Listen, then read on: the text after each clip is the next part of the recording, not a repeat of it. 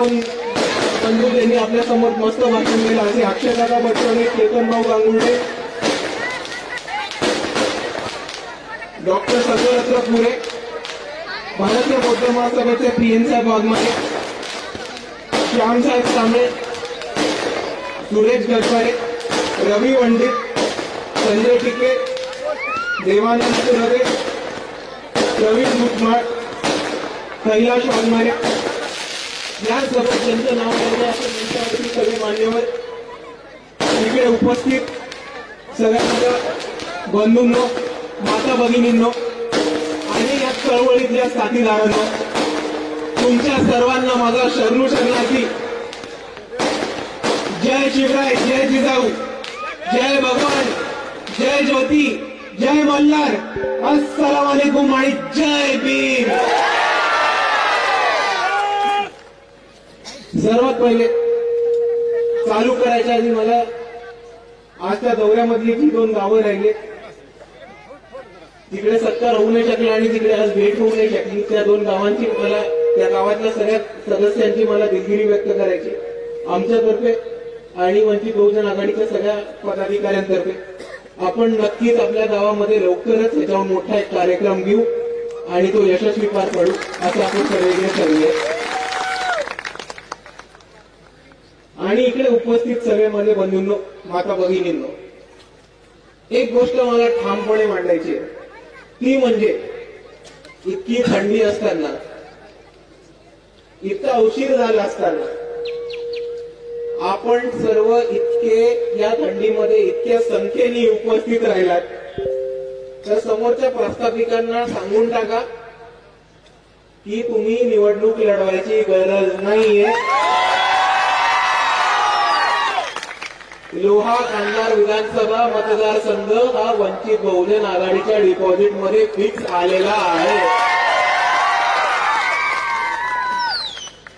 आणि तुम्हाला हीच विनंती करतो की जो जोश, जी ताकद तुम्ही आत्ता दाखवलीये, ती ताकद लोकसभेमध्ये, विधानसभेमध्ये बिलकुल कमी होऊ नका देऊ आणि जास्तीत जास्त मतांनी शिवाभाऊ नरंगळे यांना लोहा कांधारचं आमदार बनवा आणि आपण सर्व मिळून तुमच्या प्रश्नांवरती काम करू आणि आपल्या विधानसभेचा विकास करू.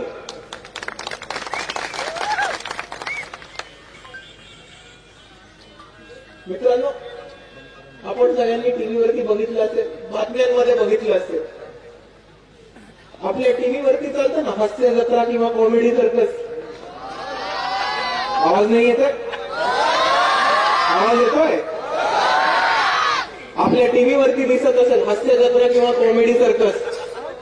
त्या प्रकारचा एक प्रकार इकडच्या भाजपवाल्यांनी सुरू केलाय आणि त्याला ते म्हणतात पार्लमेंट. गोष्ट आहे तुला, आज सगळ्यात कालपासून भाजपवाल्यांनी नवीन एक युक्ती चालू केली की पार्लमेंटमध्ये जे स्पीकर असतात त्यांच्या मागे 2 फोटो असतात. त्याच्यामध्ये एक जवाहरलाल नेहरूंचा फोटो असायचा आणि दुसरा महात्मा गांधींचा फोटो असायचा. भाजपवाल्यांनी काय केलं की जवाहरलाल नेहरूंचा फोटो काढला आणि तिकडे बाबासाहेबांचा फोटो लावला. त्याच्यावरती काँग्रेसवाल्यांचं नाचक्की झाली, कारण ते बाबासाहेबांना तरी खुला विरोध नाही करू शकत, आतमधनं विरोध करत असतील तरी. ते काय म्हणायला लागले की आप बाबासाहेब का लगाव लेकिन नेहरूजी का भी रहने दो. मला या दोघांना सांगायचंय, तुम्ही तुमचं नाटक बंद करा, तुम्ही तुमची ही नौटंकी बंद करा. तुम्हाला ज्याचा फोटो लावायचा आहे त्याचा फोटो लावा, पण तुमच्यामध्ये जर खरंच दम असेल तर राजस्थान हायकोर्ट मधला मनुचा पुतळा उपटून दाखवा, मग मानू तुम्हाला.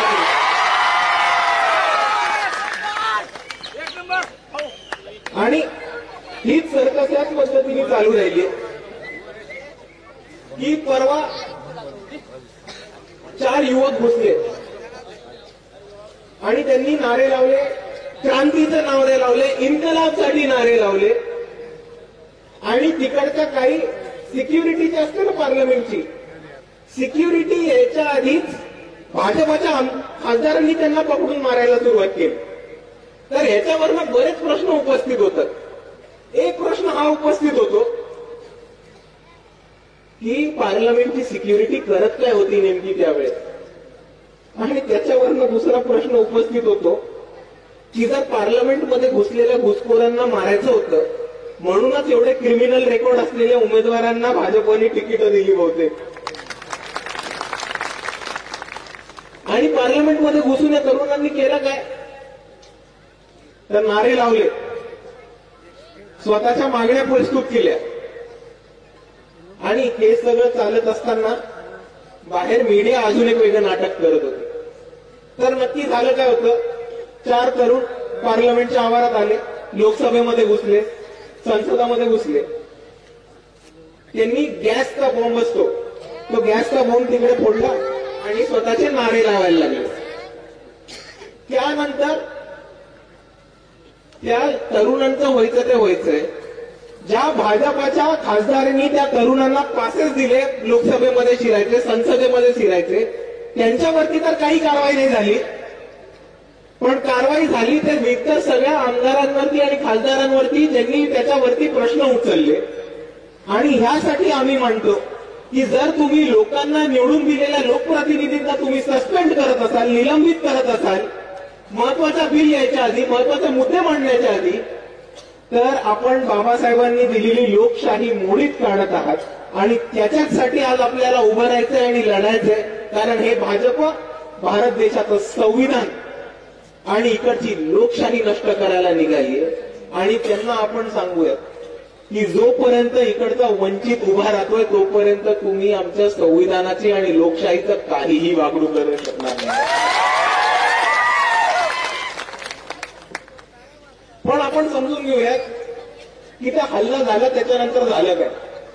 त्याच्यानंतर जो बॉम्ब असतो ना, स्मोक बॉम्ब, धुराचा बॉम्ब, गॅस बॉम्ब जो आतमध्ये फोडला, तो कसा तरी मीडियाच्या हातात आला. मीडियाचे 4 प्रतिनिधी, आपण टीव्ही 9चा जाऊन व्हिडिओ बघू शकता, मीडियाचे 4 प्रतिनिधी तो बॉम्ब घेऊन बाहेर, जे पार्लमेंटच्या बाहेर गार्डन आहे तिकडे कॅच खेळत बसले. आता ह्या लोकांना मला 2 प्रश्न विचारायचे की आपल्या देशाची सुरक्षता इतकी कमजोर केली आहे का नरेंद्र मोदींनी की आपल्या पार्लमेंटमध्ये, संसदेमध्ये जिथे प्रधानमंत्री बसतात, जिथे सगळे निवडून आलेले सदस्य जातात, तिकडे 4 तरुण सहजपणे घुसू शकतात. आणि तो जो बॉम्ब आहे तो बॉम्ब तिकडे न राहता सुरक्षेसाठी, इन्क्वायरीसाठी न घेता बाहेर पत्रकारांच्या हातात लागतो. तर सर्वात पहिले आपण हे समजून घ्यायचं की षडयंत्र कसं रचलं जातं आणि त्याचं काय होतं. आता सपोज मला सांगा, इकडच्या पोलीस स्टेशनमध्ये जरी कोणी सुताई बॉम्ब पडला तर त्याचे अवशेष जे उडतील ते तुम्हाला मिळणार आहेत का? नाही. ते पोलीस तपासासाठी घेऊन जातील. पण 4 पत्रकार तो बॉम्ब जो संसदेच्या आतमध्ये सापडला ते घेऊन संसदेच्या बाहेरच्या गार्डनमध्ये जेव्हा पकडापकडी खेळतात तेव्हा आपल्याला एक गंभीर समजून घ्यायचंय की हा मीडियाला दिलेला इकडच्या सरकारने पेरलेला एक डाव आहे आणि आपण त्याच्यात फसणार नाही. आणि जर इकडच्या कोणालाही वाटत असेल की हा डाव नाहीये, हे षडयंत्र नाहीये, तर माझं त्यांना सोपं म्हणणं आहे की ज्या पत्रकारांनी त्या बॉम्ब हाताळला त्यांचे फिंगरप्रिंट्स लागले असणार आहेत, त्या बॉम्बवरती लागले असणार आहेत की नाही. मग दिल्ली पोलिसांनी सर्वात पहिले त्यांना चौकशीसाठी आत टाका. आणि हे तरुण जेव्हा आतमध्ये गेले आणि आतमध्ये जाऊन नारे लावले, घोषणा लावल्या, तेव्हा त्यांचं म्हणणं होतं की महाराष्ट्रामधल्या, भारतामधल्या तरुणांचा खूप मोठा असंतोष आहे, खचखच आहे. आणि ती खचखच का नसणार तरुणांची? तुम्ही गेल्या 5-10 वर्षात काय झाले ते समजून घ्या. जर आपण शिक्षणाचा मुद्दा घेतला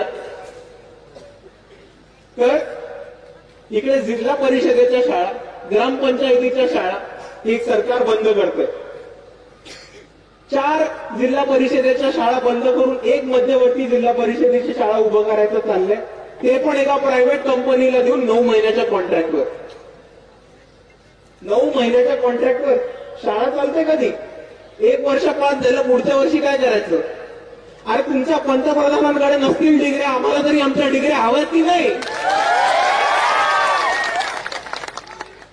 त्याच बाजूनी महाज्योतीचे विद्यार्थी असतील, सारथीचे विद्यार्थी असतील, पार्टीचे विद्यार्थी असतील, या संस्थांचं फंडिंग थांबवलंय. पोरांच्या शिष्यवृत्त्या मिळत नाहीये. स्पर्धा परीक्षांच्या फिया वाढून ठेवल्या, ती पोरांना अपेअर होता नाही येते, परीक्षेचे पैसे भरता नाही येते. पैसे भरले जमा करून तर ते पेपर यायच्या आधीच पेपरची फुटी होते. दुसऱ्या बाजूला जी पोरं स्पर्धा परीक्षेची तयारी करत होती त्यांच्या पायावरती दोंडा मारला कंत्राटीकरांचा नवीन बूथ घेऊन. तर दुसऱ्या बाजूला आपण विचार करा, काहीतरी करून जुगाड करून धक्का मारून पोरगा शिकला, त्यांनी डिग्री मिळवली. आता शिकलेल्या पोरांना, तरुणांनी मला इकडे उत्तर द्यावं की तुम्ही शिक्षण घेतल्यानंतर तुम्हाला गॅरंटी आहे की तुम्हाला नोकरी मिळणार आहे का? हा तरुणांच्या समोरचा सर्वात मोठा दुसरा प्रश्न आहे की शिक्षण तर पूर्ण करू पण त्याच्यानंतर नोकरी मिळणार आहे की नाही तेच कोणाला ठाऊक नाही. या सरकारी शासकीय नोकऱ्या इकडच्या वंचितांना मिळत होत्या. एका शेतकऱ्याचा पोरगा, एका गोरगरिबाचा पोरगा, एका कष्टकरी समाजातून येणाऱ्याचा पोरगा मेहनत करून दिवस रात्र अभ्यास करून शिकायचा की तो सरकारी अफसर होऊ शकेल, शासकीय नोकरी घेऊ शकेल. पण कंत्राटीकरणाने काय केलं की ह्या सगळ्या सरकारच्या नोकऱ्या गेल्या कॉन्ट्रॅक्टवरती. आणि कॉन्ट्रॅक्ट कोणाला मिळणार आहे? खासदाराच्या पोराला, आमदाराच्या भावाला. आणि आपल्या हातात काय येणार आहे? काही नाही. आणि म्हणून मित्रांनो, आपण सर्वांनी समजून घेऊयात की आज आपल्याला शिक्षणाचा मार्ग एका बाजूने बंद केला जातोय आणि दुसऱ्या बाजूला शिक्षण घेतल्यावर आपल्याकडे नोकरी नाहीये आणि आपल्या विकासाच्या संधी आपल्या हातातून हिरावून घेतल्या जात आहेत. आणि हे षडयंत्र कशासाठी करतायत?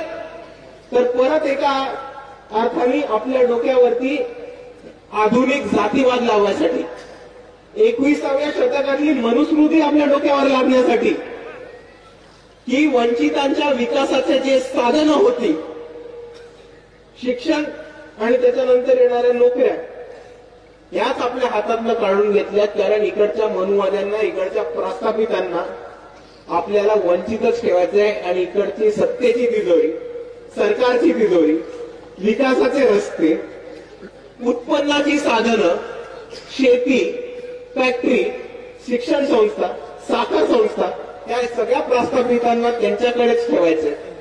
आणि म्हणून मित्रांनो, आज आपण हा ठामपणे निर्धार करूयात की या प्रस्थापितांच्या हातातनं आपण आपला हिस्सा हिसकावून घेतल्याशिवाय राहणार नाही.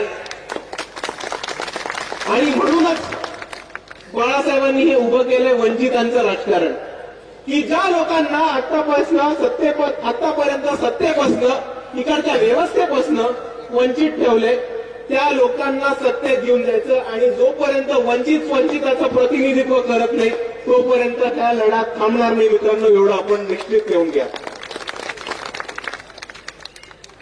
आणि आपण इकडे शिक्षणाबद्दल बोलतोय, नोकरीबद्दल बोलतोय, ह्याच्यावरनं एक महत्वाचा मुद्दा लक्षात आला मला.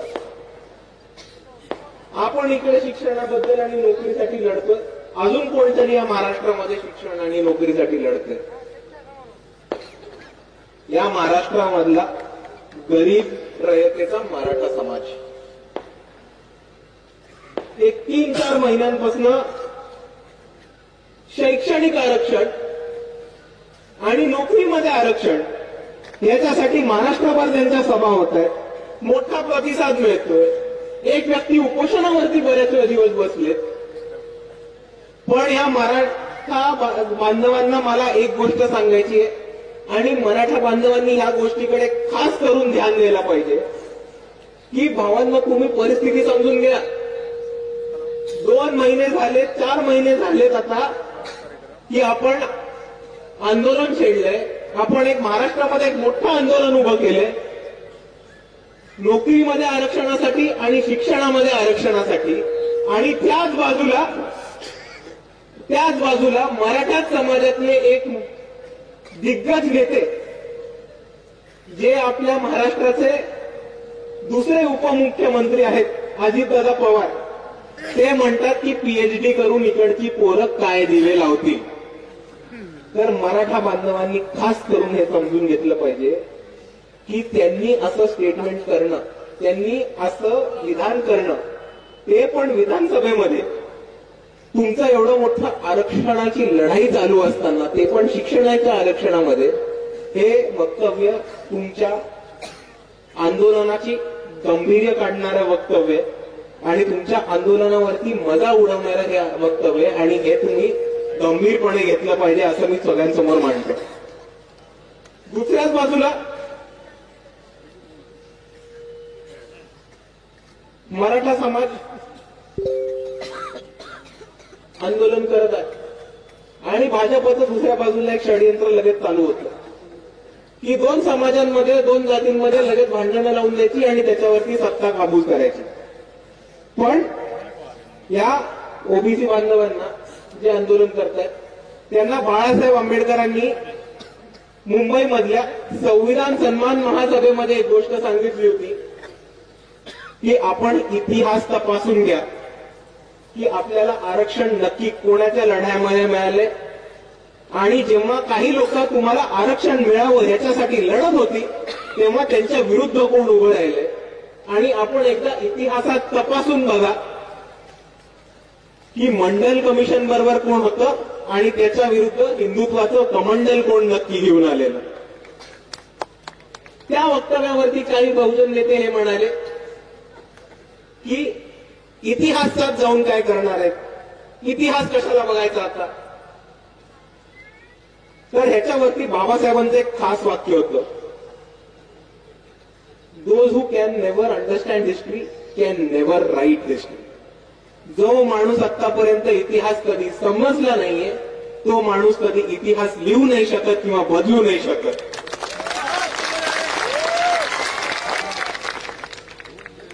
आणि ह्याच दृष्टिकोनातून मला आपल्या सर्वांसमोर मांडायचे की मंडल कमिशनच्या सूचना मान्य करा, मंडल आयोगाच्या सूचना मान्य करा. हा लढा व्हीपी सिंगांनी सुरू केला होता आणि त्या व्हीपी सिंगांना महाराष्ट्रामध्ये आणणं, महाराष्ट्रामधल्या बहुजनांची परिस्थिती काय आहे ती समजून दाखवणं, महाराष्ट्रामधल्या दिग्गज बहुजन नेत्यांची भेट करून देणं आणि महाराष्ट्रामधनं मंडल कमिशन लागू हो या लढ्याला पाठिंबा दिला तो फक्त आणि फक्त बाळासाहेब आंबेडकरांनी. आणि तेव्हा विरोधात कोण आलेलं होतं, इकडचं भाजप. इकडचं भाजप कमंडल घेऊन उभं राहिलं होतं एल.के. अडवाणींच्या नेतृत्वाखाली, आणि त्यांची भूमिका ही होती की तुम हिंदू हो, बहुजन नाही. हो मित्रांनो, मान्य आपण हिंदू आहोत, बहुजन आहोत, पण बहुजन पण आहोत ना. आपल्याला जे आरक्षण मिळालं ते आपल्याला आपल्या जातीच्या दाखल्यावरती मिळाले, धर्मांच्या दाखल्यावरती नाही. हे बहुजन बांधवांनी ठामपणे लक्षात घेतलं पाहिजे. आणि जोपर्यंत इकडचा बहुजन बांधव बहुजन ही आयडेंटिटी घेऊन, ही विचारधारा घेऊन जोपर्यंत इकडे उभा राहत नाही तोपर्यंत हिंदुत्वाचं विष इकडचं आरएसएस वाले, भाजपवाले आणि ते नागपूरचे अर्धी चड्डीवाले प्रत्येक गावामध्ये. आणि जर आपल्याला ते विष थांबवायचं असेल, जर आपल्याला आपला लढा, बहुजनांचा लढा उभा करायचा असेल तर इकडच्या प्रत्येक बहुजन बांधवांनी बहुजन म्हणून उभं राहिलं पाहिजे आणि या वंचिताच्या लढ्यामध्ये साथ दिली पाहिजे. कारण तुम्हाला एक गोष्ट सांगतो,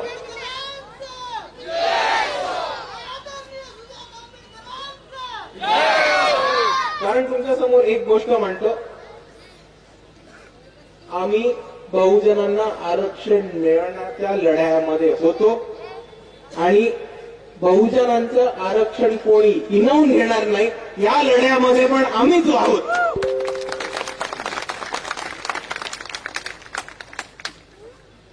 आणि हे समजून घेत असताना आपण सर्वांनी एक गोष्ट लक्षात घेतली पाहिजे की इकडे काही लोक, सवर्ण लोक असतात ना, डिश टीव्ही अँटिनावाली लोक,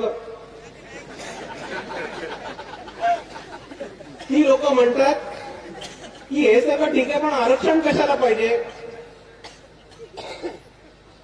तर मित्रांनो, विषय लक्षात घेऊन जा, ही जी लोक आहेत ही 20% जास्त नाहीये त्या देशामध्ये.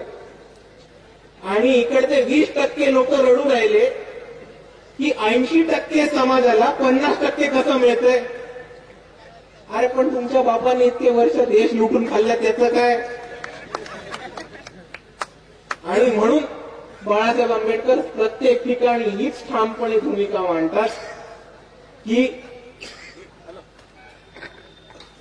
गरीब रयतेंच्या मराठ्यांना बहुजनांच्या आरक्षणाला हात न लावू देता आरक्षण हे वंचित बहुजन आघाडी आणि बाळासाहेबच मिळवून देणार आहेत.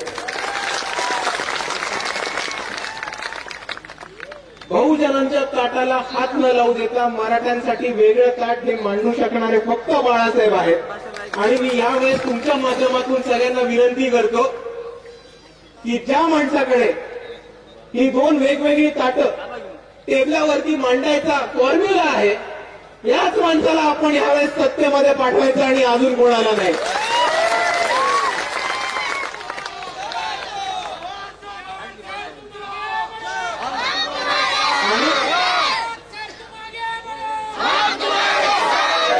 कोणाला माझं म्हणणं खोटं वाटत असेल, कोणाला माझं म्हणणं थोडंही खोटं वाटत असेल तर या मंचावरनं त्यांना खुलं चॅलेंज आहे की जातीची जनगणना घेऊन दाखवा, मग आपण बघू दूध का दूध और पाणी का पाणी. काँग्रेस असेल, भाजपा असेल, इतर कोणताही पक्ष असेल, ज्यांच्याकडे कोणत्याही राज्याची सत्ता आहे त्यांनी त्या राज्यामध्ये जातीची जनगणना कास्ट सेन्सस हे घेऊन दाखवावं आणि मग आपल्याला कळेल की कोण रडतंय, कोण खुशाले आणि कोणी कोणाच्या बापाचं किती खाल्लंय. आणि हेच चालू असताना दोन जातींमध्ये, दोन समाजांमध्ये दंगलीचं वातावरण, दोन धर्मांमध्ये तिढा निर्माण करून राजकारण चालू असताना एक आपले अजून एक दिल्लीचे महान व्यक्ती आहेत, ते निघाले भारतभर फिरायला आणि ते म्हटले हम इस यात्रा को कहेंगे भारत जोडो यात्रा. एक सोपी गोष्ट आहे आणि तुम्ही मला सांगा हे शक्य आहे की नाही की जाती तोडण्याच्या आधी भारत जोडणं हे शक्य आहे की नाही. तर नाही. भारत जोड़ने के लिए पहले जाति तोड़ना पड़ता है और जाति व्यवस्था तोड़ना है तो उसके लिए अंबेडकरवाद और बाबा साहब को अपनाना पड़ता है.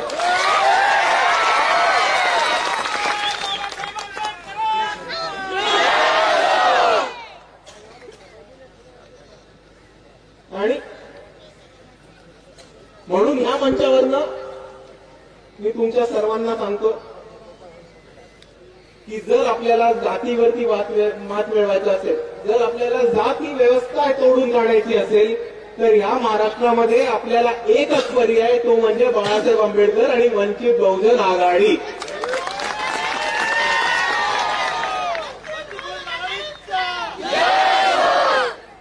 आणि म्हणून या काँग्रेसवाल्यांना सांगतो कि अभी तक मौका है, साथ में आ जाओ. आम्ही तुम्हाला प्रस्ताव पाठवले. मल्लिकार्जुन खरगेंना एक पत्र लिहिले. बाळासाहेबांनी राहुल गांधींना पत्र दिलं मुंबईच्या संविधान सन्मान महासभेमध्ये येण्यासाठी.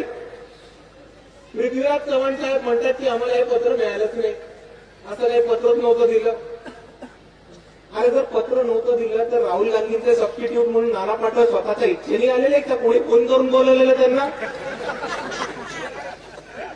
का डायरेक्ट हेलिकॉप्टरनी लँड झाल्यावरनं. म्हणून या काँग्रेसवाल्यांना सांगू इच्छितो की अभी तक मौका है, साथ में आ जाओ. कारण आम्ही तर वंचित होत. आम्ही इकडे वंचितांचा लढा उभा करायचा प्रयत्न करतोय. इतके दिवस यांनी सत्तेच्या बाहेर ठेवलं, हे लोक सत्तेच्या बाहेर ठेवत आहेत. एक अजून टर्म सत्तेच्या बाहेर राहिलं तर काही फरक पडत नाही आम्हाला. तुमच्या प्रॉपर्ट्या, तुमचे शिक्षण संस्था, तुमचे साखर कारखाने, तुमचे सोयरे, तुमचे नातेवाईक हे टिकून ठेवायचे तुम्हाला म्हणून तुम्ही सत्तेमध्ये जाण्यासाठी उलट्या उड्या मारताय. आम्ही सत्तेमध्ये जायची आम्हाला काय इमिजिएट इच्छा नाहीये. यावेळेस नाही गेलो तर पुढच्या वेळेस जाऊ, पुढच्या वेळेस नाही गेलो तर दार तोडून आतमध्ये जाऊ. पण आम्ही डेस्परेट नाही आहोत सत्तेमध्ये आत्ताच्या आत्ता जायला. तुमच्या पक्षाची अवस्था 2 टर्म सत्ता गेल्यानंतर काय होतीये ती अख्ख्या भारताने बघितलेली आहे. म्हणून परत एकदा म्हणतो, मौका आहे, साथ में आ जाओ. कारण तुम्ही नाही घेतलं तर नाही घेतलं, आपण लढणं सोडणार आहोत का? आपण लढणं सोडणार आहोत का? म्हणून मी इकडे म्हणतो की आपण तर लढणं सोडणार नाही आहोत. आणि जसं चेतन दादा म्हणाले की साताऱ्याच्या सभेमध्ये, सांगलीच्या सभेमध्ये, सटाण्याच्या सभेमध्ये, धुळ्याच्या सभेमध्ये, आजच्या आपल्या लोह्याच्या सभेमध्ये, मुंबईच्या संविधान सन्मान महासभेमध्ये, अकोल्याच्या धम्म मेळाव्यामध्ये वंचित बहुजन आघाडीने परत एकदा तिची ताकद दाखवूनच दिलेली आहे. आणि तुम्ही परत जमाला टिकले नाही तरी आम्ही लढणं सोडणार नाही. पण आम्ही लढलो आणि परत एकदा अशोक चव्हाण घरी बसले, सुशील कुमार शिंदे घरी बसले, अमुक घरी बसले, पृथ्वीराज चव्हाण घरी बसले, 15-20 खासदार, 25-30 आमदार घरी बसले, तर आमच्याकडे रडत यायचं नाही.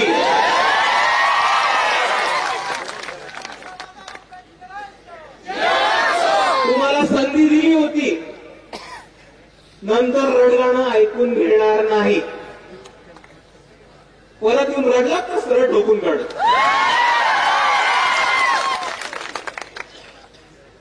आणि हेच सगळं चालू असताना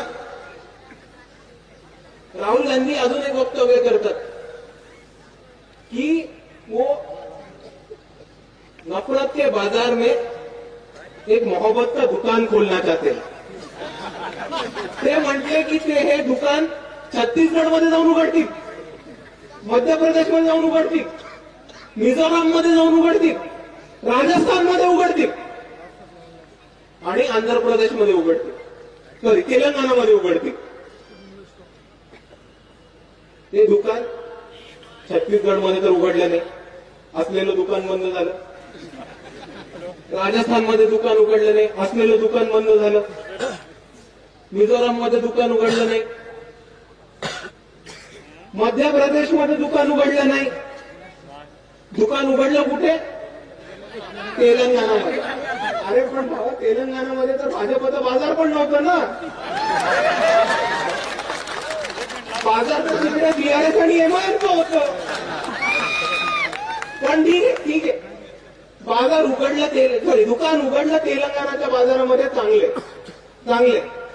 पण काँग्रेसनी जर दुकान मोहब्बतचं उघडलं असेल तर तिकडे दुकानदार एबीव्हीपी आणि आरएसएसचा का बसवला रेवंत रेड्डी? आणि म्हणून मी यांना सांगतो आणि शेवटचं सांगतो की दुटप्पी भूमिका तुम्ही घेणं थांबवा. तुम्हाला जर खरंच भाजपचं राजकारण थांबवायचं असेल तर तुम्हाला बाबासाहेबांचा रस्ता अपनावल्याशिवाय काहीही पर्याय नाहीये. आणि आम्ही काही करता प्रस्थापित नाही की दरवाजे सर्वांसाठी बंद करून ठेवू. आपण इकडचे वंचित जे सर्वांना बरोबर घेऊन जातो, तमाम बहुजनांना, कष्टकरी समाजाला, गोरगरिबाला, तमाम वंचितांना एकत्र घेऊन जाणारे आपण आहोत. आणि म्हणून एकदा परत म्हणतो तुमच्या समोर की या काँग्रेससाठी आमचे दरवाजे खुले आहेत.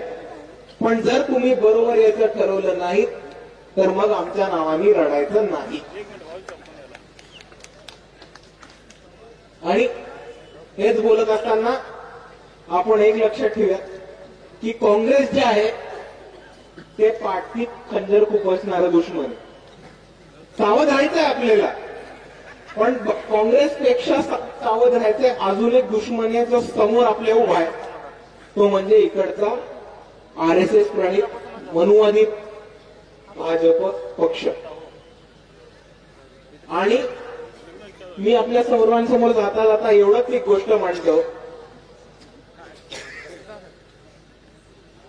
की येणाऱ्या इलेक्शनमध्ये लोकसभा असो विधानसभा असो, आपण सर्वांनी आज जी जिद्द दाखवली, आज जी ताकद दाखवली, ती कोणत्याही प्रमाणात कमी होईल याची नाहीये. कारण येत्या निवडणुकीत काही झाल्यास आपल्याला वंचित बहुजन आघाडीचे जास्तीत जास्त उमेदवार लाखोच्या